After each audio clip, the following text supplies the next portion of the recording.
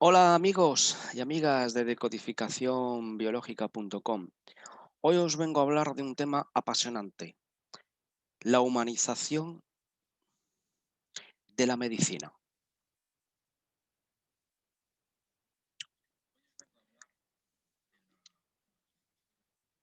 ¿Qué es la humanización de la medicina?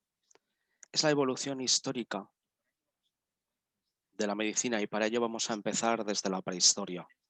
Miles de años nos separan de aquellos homínidos de los cuales provenimos, pero el trabajo de los arqueólogos y de los antropólogos nos han aportado datos que nos han permitido saber cómo fueron evolucionando, pasando por el Neandertal, hasta llegar al Homo sapiens.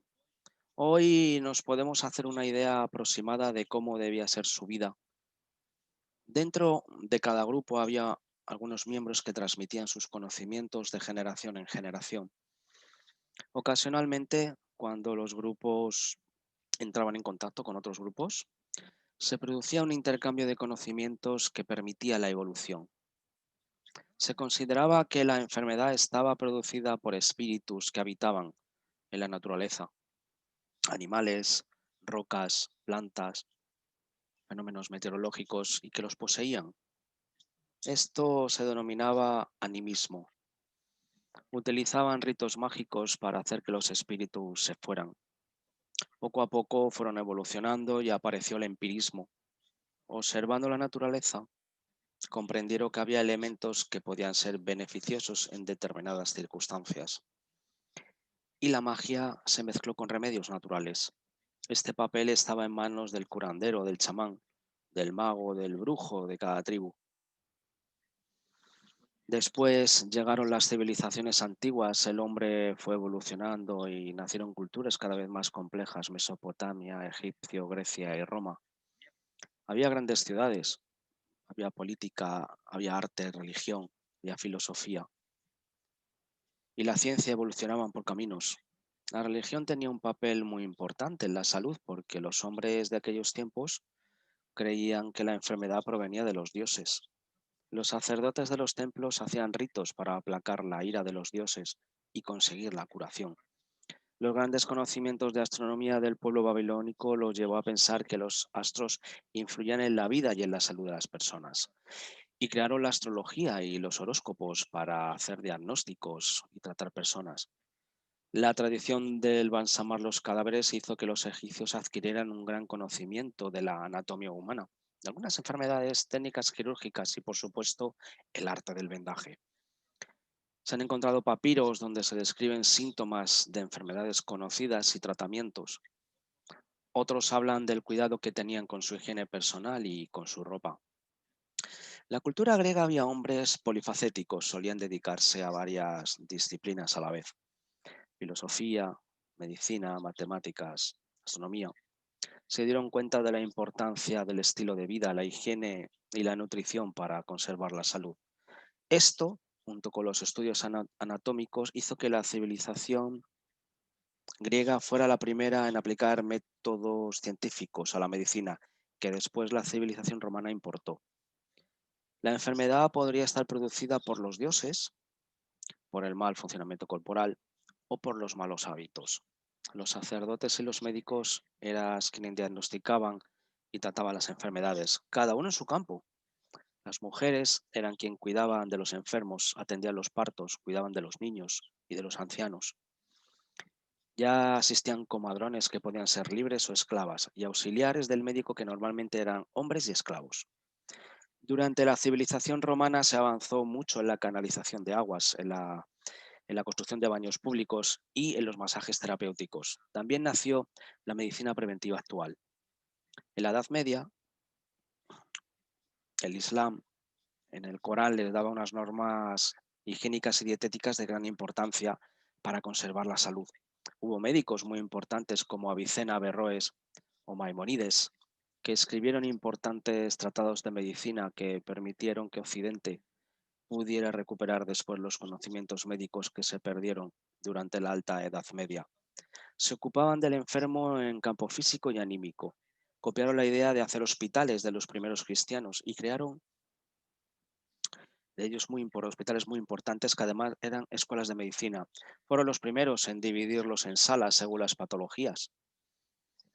Se describe la existencia de comadronas, personal de enfermería debidamente preparado en los quirófanos, ya que la cirugía era muy importante. Se supone que había bastante personal de enfermería en las salas. Disponían de importantes farmacias con productos vegetales, minerales y animales. Eran cuidadosos con la salud pública y vigilaban mataderos, cocinas y baños públicos. Los judíos creían que la salud y la enfermedad venían de Dios. Al igual que los árabes, la religión les dictaba normas higiénicas y estilo de vida. Fueron los primeros en querer curar enfermedades infecciosas que se contagiaban de persona a persona a través de los objetos.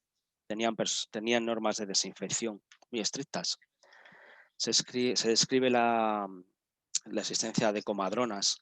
En el cristianismo, a la caída del Imperio Romano, siguió un periodo de estancamiento y hasta retroceso en la cultura y el pensamiento que duró 10 siglos. Al principio los cristianos adoptaron una actitud de no violencia que después cambió con la aparición de las órdenes militares y de las cruzadas. Conocimiento quedó recluido a los monasterios donde los copiaban a los clásicos al latín y donde se practicaba una medicina combinada entre superstición, reliquias y oración. Los primeros monasterios aparecieron en Baleares. Cuando Jerusalén fue conquistada, muchos cristianos fueron de peregrinación a Tierra Santa. Esto hizo que nacieran las hermandades hospitalarias que atendían a los caminantes y a los enfermos. De la misma manera, el Camino de Santiago hizo aparecer en España y Europa hospitales para atender y dar cobijo a los peregrinos y permitió el intercambio de conocimientos. Tanto los monasterios como los hospitales había personal de enfermería, mayoritariamente religioso, pero también laico con votos. Los médicos eran los que enseñaban y controlaban el personal de enfermería, ya que tenían unas tareas muy bien definidas.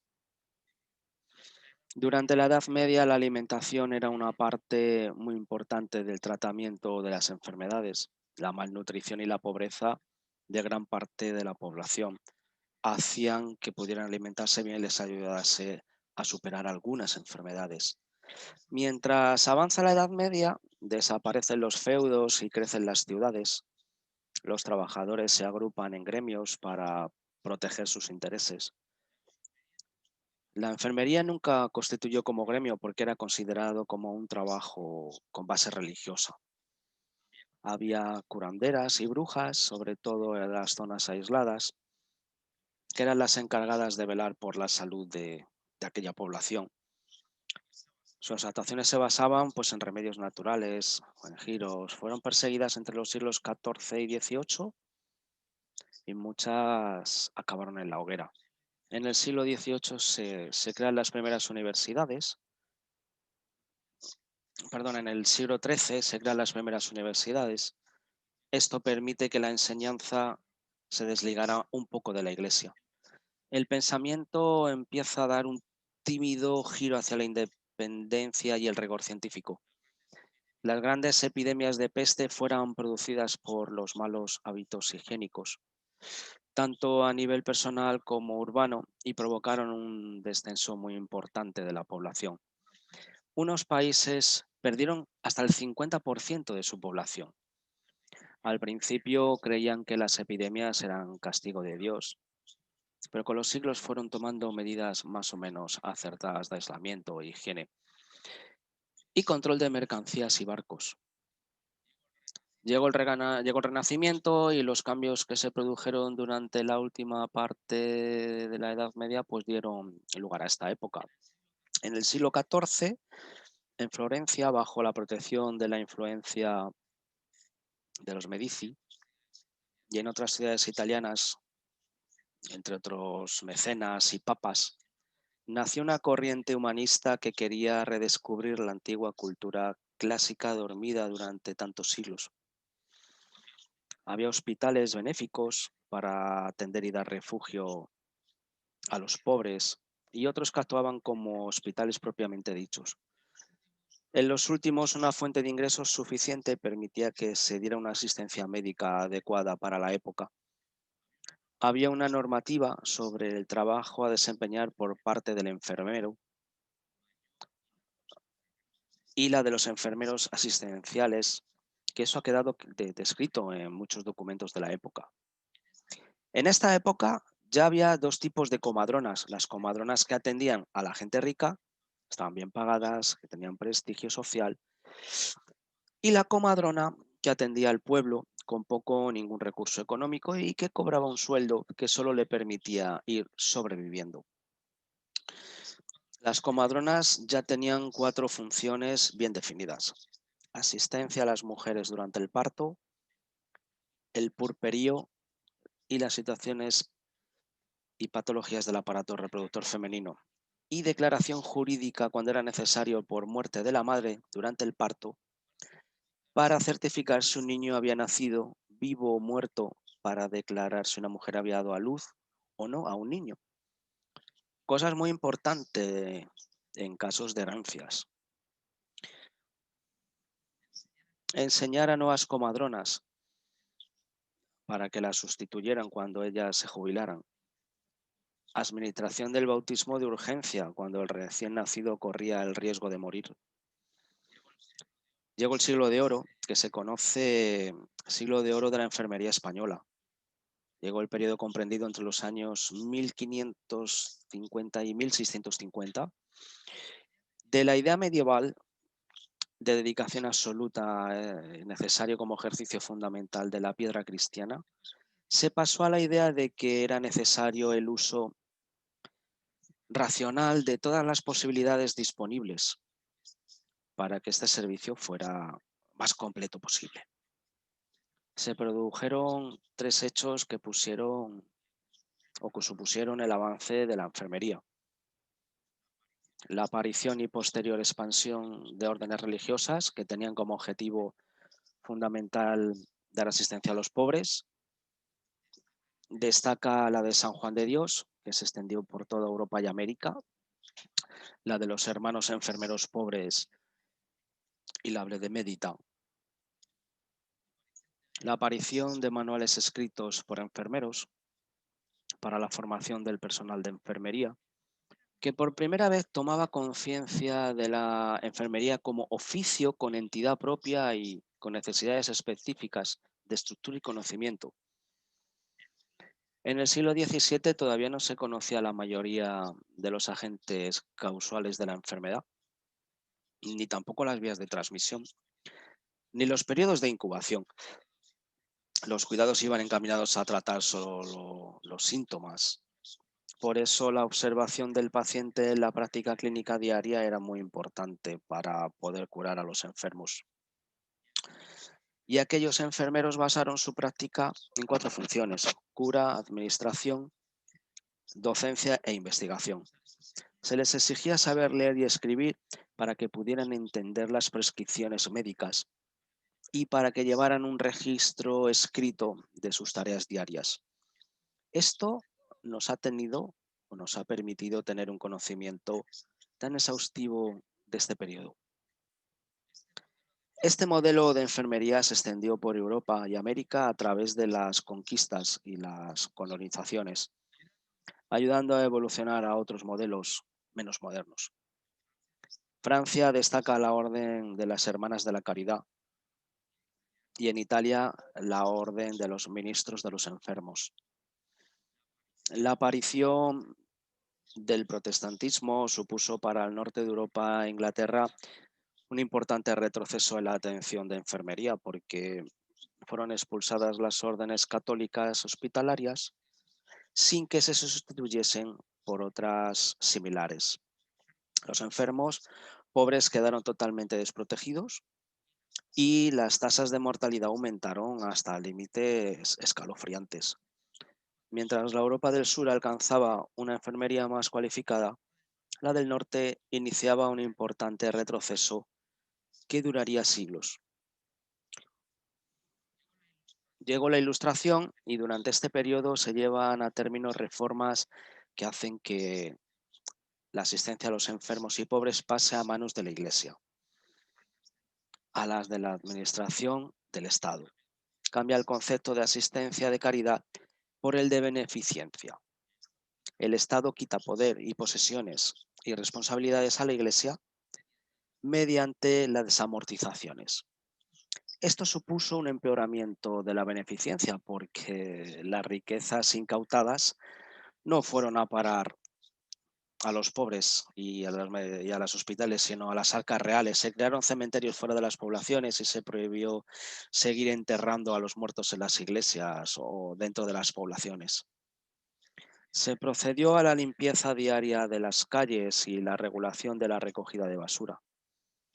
Los hospitales todavía funcionaban como asilos para pobres, pero cada vez más se iba extendiendo la idea de que el hospital era para atender a los enfermos y las funciones de asilo para pobres pues la debía de cubrir otro tipo de institución. Se crearon orfanatos para acoger el gran número de huérfanos que había y manicomios para los enfermos mentales, que comenzaban a ser reconocidos como tales en lugar de como personas poseídas por espíritus o endemoniados. Durante este periodo, el papel del médico aumenta en decremento del de la enfermería, que pierde parte del poder de acción independiente que había tenido durante el siglo anterior. Se producen importantes avances en física, química, matemáticas, biología, botánica.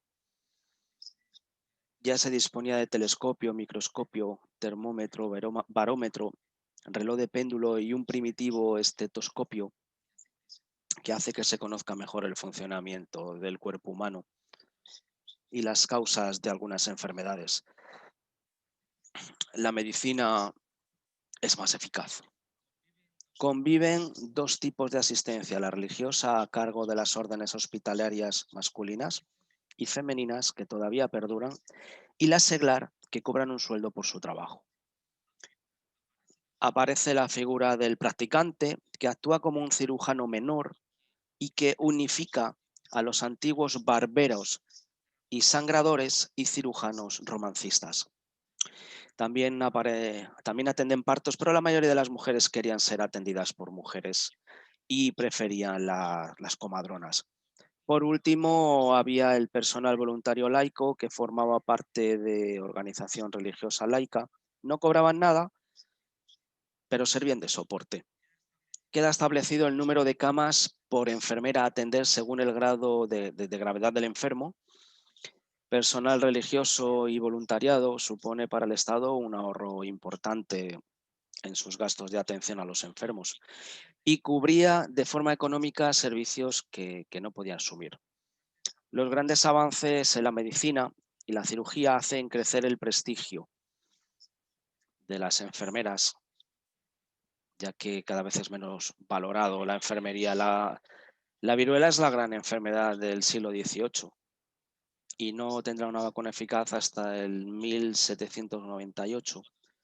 Otras infecciones que causaban también importantes epidemias, la malnutrición empeoraba la situación. En el año 1750 se inicia la revolución industrial en Inglaterra. Trabajo artesano inicia una lenta desaparición y las fábricas comienzan su dominio económico. A partir de este momento, la población del campo emigra hacia las ciudades industriales, que no paran de crecer. La Revolución Francesa en el año 1789 marca un antes y un después en el pensamiento político y social. Francia, Portugal, Inglaterra, Holanda, a través de las colonizaciones de los nuevos territorios, se dedican a propagar epidemias por todo el mundo y producen un importante descenso en algunos lugares, desapareciendo completamente poblaciones nativas. En Alemania, en el año 1836, se funda el Instituto de Diaconisas de John Square, que en el futuro jugó un papel muy importante en la evolución de la enfermería. Ya en el siglo XX, con la Guerra Civil Española, comienza una involución de la profesión y de las libertades de las mujeres. mediante la sección femenina y leyes retrógradas que permiten reducir a las personas al ámbito doméstico. En el año 1952 se crea el título de auxiliar técnico sanitario que unifica los estudios de practicante y comadrona y enfermeras por primera vez. Empieza a dar consistencia al trabajo de las enfermeras hasta llegar al año 1977, en el que se crea el título de diplomado en enfermería, que permite que las enfermeras tengan una formación universitaria. Durante este siglo, los avances tecnológicos y sociales han ido a una velocidad vertiginosa. Es imposible nombrarlos todos. Televisión, teléfono móvil, videoconferencias, satélite de comunicación, internet, coches al alcance de todo el mundo, tren de alta velocidad, aviones, el hombre llega a la luna, exploración de los planetas, el sistema solar, la Estación Espacial Internacional, ordenadores, energía nuclear, realidad virtual, transfusiones de sangre, trasplante, prótesis, microcirugía, tratamientos terapéuticos, exploratorios, altamente sofisticados, antibióticos, quimioterapia, insulina, anticonceptivos, reproducción in vitro, clonación. Sin embargo, también llega la deshumanización de la medicina. Los términos de deshumanización hacen referencia sobre todo al grado de objetivación del enfermo en la percepción de aquellos que le atienden. El contenido más claro de la deshumanización es la conversación del paciente en un objeto. Pierde su rasgo, pierde su personalidad y sus rasgos individuales. Se prescinde de sus sentimientos y valores y se le identifican con rasgos externos. El que padece una determinada patología, que se encuentra atado a una determinada terapia, por ejemplo, un aparato de diálisis, la misma especialización de la praxis sanitaria tiende a convertir al enfermo en la patología que padece, olvidando o relegando a segundo plano sus dimensiones personales, siempre distintas y específicas en cada paciente. La deshumanización implica además la ausencia de calor en la relación humana. Queda claro que los profesionales sanitarios necesitan mantener una distancia afectiva con los enfermos. Sin embargo, esto no deben experimentar esta falta de sentimientos visibles como una negación de humanidad. Yo creo que se necesita un trato más humano.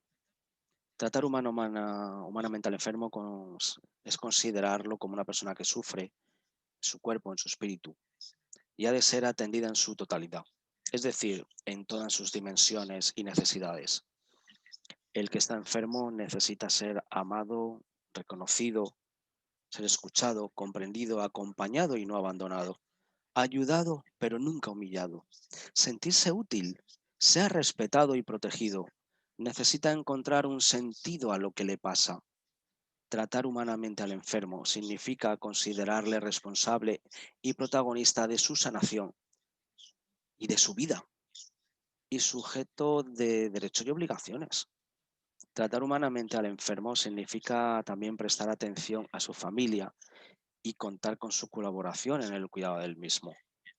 El trato humano al enfermo implica humanizar la política sanitaria de cara a promover una salud y asistencia a la medida del hombre, autor, centro y fin de toda política y actividad sanitaria. Implica que las instituciones sanitarias estén al servicio del enfermo y no de intereses ideológicos, políticos, económicos, sindicales o farmacéuticos, que la técnica, cuyas conquistas celebramos, siempre sean un medio al servicio efectivo de la persona enferma. El trato humano al enfermo comporta humanizar las relaciones que guarda con todos los que le asisten y cuidan. La relación ha de brotar del amor a su persona. Ninguna institución puede sustituir al corazón humano, la compasión humana, el calor humano, la iniciativa humana cuando se trata de salir al encuentro del sufrimiento ajeno. La relación ha de ir unida a la competencia. profesional sin la cual no puede haber una auténtica humanización. El trato humano al enfermo exige humanizar nuestra propia persona y reconocer que se trata a su vez nuestra humanidad manifiesta en la comunión y entrega al enfermo. Es la mejor medicina que podemos ofrecerle. Y su humanidad es el gran regalo que Él nos hace. Tratar humanamente a los enfermos es una tarea a la que estamos llamados y de la que somos responsables todos.